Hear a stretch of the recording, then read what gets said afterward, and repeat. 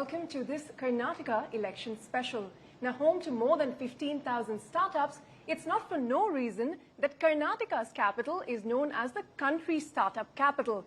And for the state to achieve its mission or objective of becoming a $1 trillion economy, this community is going to play a very critical role. So today, ahead of the state going to polls on the 10th of May, I have with me a group of people that are responsible for getting this city the tag of the startup capital of India to understand what this community wants from the state government ahead of the assembly elections. I have with me a very diverse panel representing various sectors of the startup community, starting with Abhimanyu Saxena, the co-founder of Scalar and InterviewBit. I also have with me Anurag Jain, who is the co-founder and ED at Credix from the fintech space. We also have Pankaj Sharma, the co-founder and MD of Log9 Materials from the EV space. And representing the agritechs today, we have Kunal Prasad, who is the co-founder and COO of Croppen. Gentlemen, thank you for your time here on CNBC TV 18 and coming here all the way, especially you, Kunal, coming at 9 a.m. to beat the traffic of Karnataka. Let me start with you, actually. You know, we can't talk about this city without talking about the traffic. And it's, you know, all the tech in this city is not able to solve that issue, right?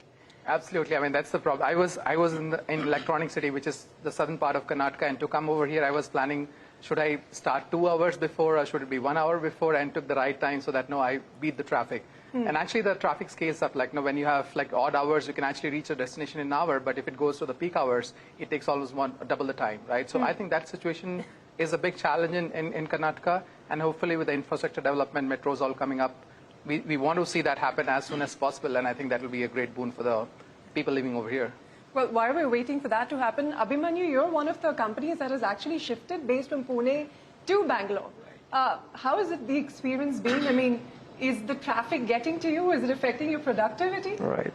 So for us, probably yes, traffic. I would have loved if it was little less. We could have been maybe 5, 10, 20% more productive. But at the same time, lately COVID did impact a lot of work from home, hybrid work, along with, you know, combination of figuring out the right time to come to the office and leave. With all those combinations, I think I wouldn't complain. I think overall it was great for us to move to Bangalore overall. But yes, of course, if traffic was lesser, it would have been much better.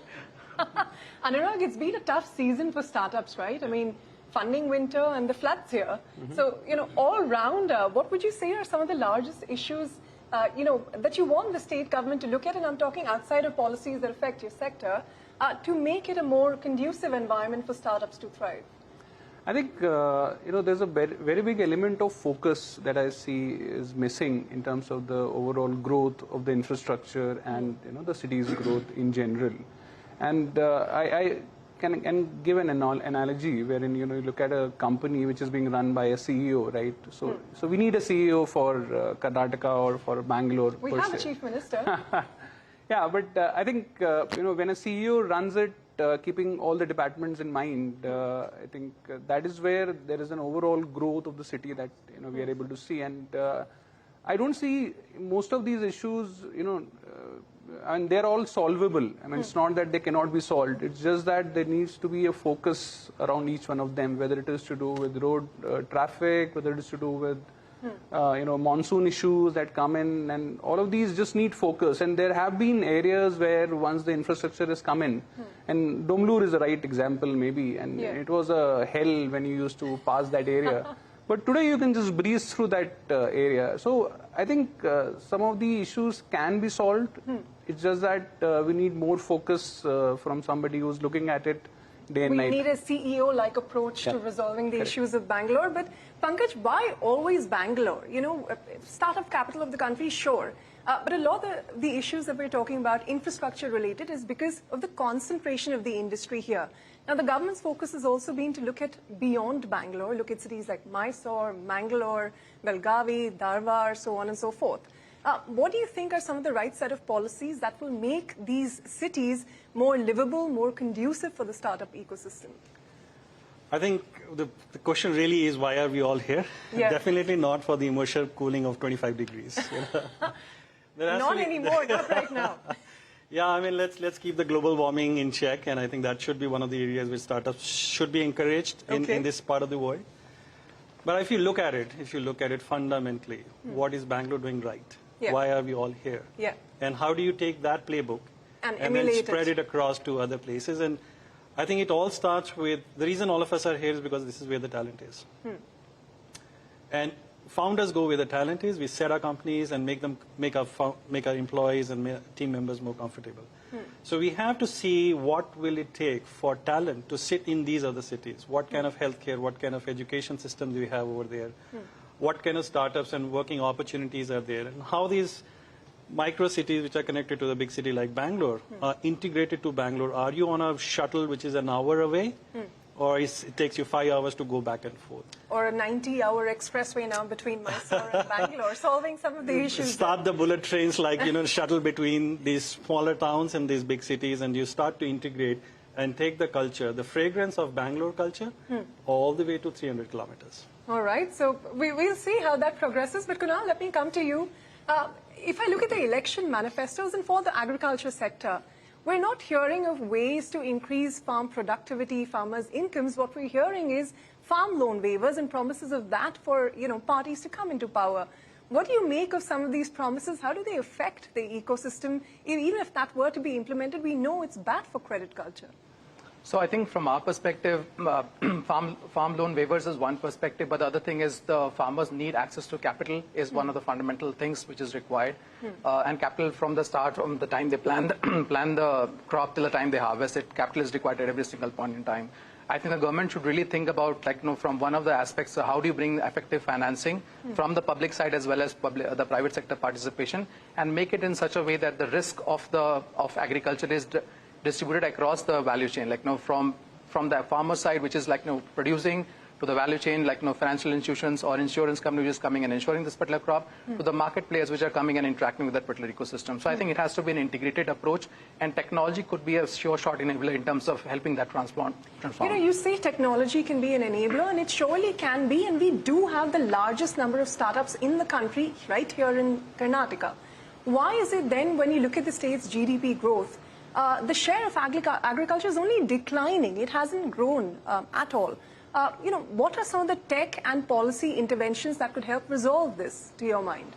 I think one of the important things is how do you really transform the farming ecosystem over here in the state to make it world class, and we have to build in value chain ecosystems from the focus crops that we are looking at. For example, the millet mission which the government is focusing for this current year should be a longer term perspective. How do you because millets is a crop which was naturally grown in Karnataka, how do you make that as a mission mode?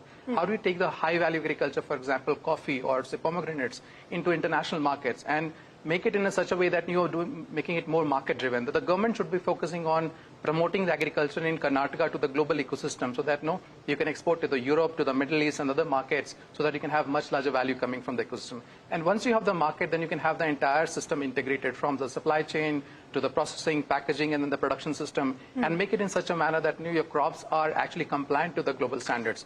With those things coming in picture with a market-driven approach, I think the government can really help them in terms of increasing the per capita income of the farmers and make it much more holistic. All right, we take that point on board. You spoke about the credit availability as well earlier, so let me come to the lender here.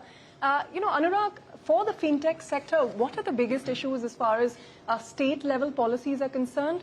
What can be done to increase the share of fintech in the market for Karnataka as a whole in India, which is a large market for fintechs? Right. So I think the needs of a fintech sector, is very different from the needs of the other sectors. And the reason why I say this is because, while it might seem counterintuitive, money is not the biggest challenge. I think a bigger challenge is to make or facilitate policy and regulatory guidance, right? To be able to have a committee, and which is where I suggest maybe creating a fintech task force. Right, which was set up, which has been set up. We had Razorpay, we had Zerodha, etc., representing that, and of course some of the suggestions that have come out. I think that is where we need more, people from the regulatory and the government side to, maybe take interest in it, because I think some of these things don't move without those, pillars in place. Okay. Right. So a lot of startups keep coming and asking about, how to navigate the current challenges.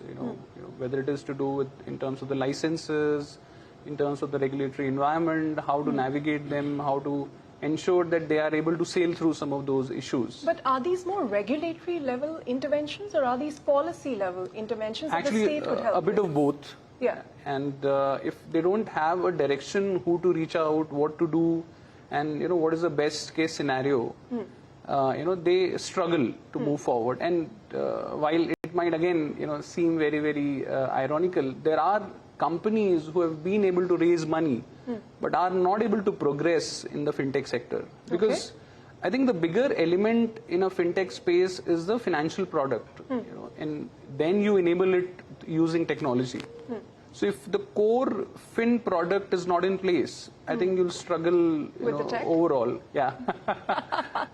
So having a set of people who can handhold some of these startups to get to the next level and be able to give access to some of these central government authorities, regulators, and the government bodies, and give them a direction that will help them. So more guidance, and you're saying a fintech task force which is more inclusive with various stakeholders, not just one part of the industry. Karnataka's industrial policy 2020 to 2025 that lays a lot of emphasis on the fintech sector, and you have the Karnataka Digital Economy Mission, which stated that again speaking about Beyond Bangalore, for Bangalore to be a hub for fintechs to come, take the incentives that the state is providing there to set up base there. What do you think it'll take, as some of the other panelists were also talking about, for the fintechs to view that as a feasible option to be based there and not just here in Bangalore? I think the sandboxing has to be done in some of these important centers, and then it can be, it is portable to other locations, right? But I think to be able to nurture it in the beginning for a couple of years and then be able to port it to some of the other locations, that would be the right approach. Because the kind of people, the kind of, the support you need from an advisory perspective might not be available in all these, remote centers. So you nurture it in some of these bigger cities and then port it to these locations, because ultimately it's a digital setup, digital economy, right? So I mean, as a company, we operate in 268 cities in India, right? But we are physically located in 3 locations, right? Yeah. So what that means is that 3 metros, right? Yes. Yeah. So what that means is it is portable. People can take advantage of it, but I think the nurturing or the sandboxing has to be done at the right place. All right, so perhaps room for more innovation as well. Abhimanyu, let me come to you, because it's not just the state of Karnataka. Unemployment is a huge problem countrywide. I just wanted to understand in terms of the policies that Karnataka state government has put in place. What they've introduced is a one district, one skill program. The government has talked about AI-based skill portals. It has also talked about a youth policy which focuses very much on getting employment for the younger generation. I just wanted to understand from you, where are the gaps in the policy and the implementation that need to be filled to address this, which is one of the largest issues, even in these elections? Higher education regulations have been very highly outdated. Today, if someone wants to set up an engineering college, the most important restriction for that is how much land do you have, not how many industry professionals you have teaching in your college. Now, another restriction might be that, let's say, a certain percentage of your instructors in the college, engineering college, have to be PhD or MTech holders. Not how many of them have worked in the industry who can train people to create talent. We were just recently talking about the shortage of talent being a bottleneck of the industry. And it's such an interesting dichotomy that Karnataka alone has huge number of startups, is producing more than 100,000 engineering graduates every year, but all the founders in Bangalore are worried about where do I get the talent. They're going outside of Karnataka to find talent. A lot of them. So I think creation of skill universities, rehauling a lot of regulations related to higher education, putting more requirements on training people for the real industry, what is happening in the industry today, what employers are looking for, and easing a lot of restrictions which might have been, a century old. I think that is need of the hour. Where are the gaps that the state government can fill in, and what are the collaboration opportunities with techies like you? Right. No, so fundamentally, we would love to set up a university if we are allowed to. The issue is we are not allowed to. The government would ask that you have to go and buy a 100-acre land if you want to set up a university, and I don't want to do that. We are probably creating employment for 40,000 people in a year without any land. And one of the restriction now is, I can talk about very simple policy issues. If a student want to come and study at Scalar, they cannot get education loans. Why? But they will get education loan to go to a university which is not preparing them for the jobs. Right. Now, that is one big issue. Affordability of industry-first education is an issue, which could be solved through a policy intervention. The Karnataka state government can say that there are low-cost educational loan, subsidized educational loans available to do the skill-first courses. We have to pay GST, for example. All the agritechs have to pay GST, even if they are creating massive amount of employment. Now, but traditionally in our country, educational institutes are not supposed to pay employment. Right. Now, that policy probably need to be extended to at least few institutions which are creating employability. Similarly, another factor is that having a degree is a must. We get so many students who might say that, is it okay if I do not do a traditional degree? I study with you, you may get me a job, and that is what I'm looking for. But they have to anyway go and enroll in the industry and spend additional there. If there is a way to, provide recognized certifications, even by the educational platforms, I think all of these issues could be solved through policy interventions. Okay, on that note, hold your thoughts. We have to take a break, but don't go anywhere. We're back in just a moment. Welcome back to this election special from the state of Karnataka in the city of Bengaluru, where we're in conversation with multiple startups that are making this city the startup capital of India. Why is the state losing out on these big EV investments? Where do you believe are the gaps in policy?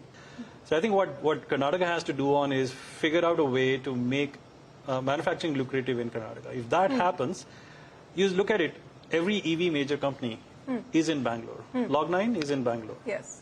Ather is in Bangalore. Ola is in Bangalore. Simple Energy is in Bangalore. So you keep naming these big companies or the major EV companies, but where do we go for our manufacturing to Tamil Nadu? Yes. That should not happen. In terms of the top 2 or 3 asks for the EV industry from the state government, what would those be? I would say 3. Okay. The fourth one is always the talent, and then I'll leave it to my friend over I'll here. remind you to solve that. Yes.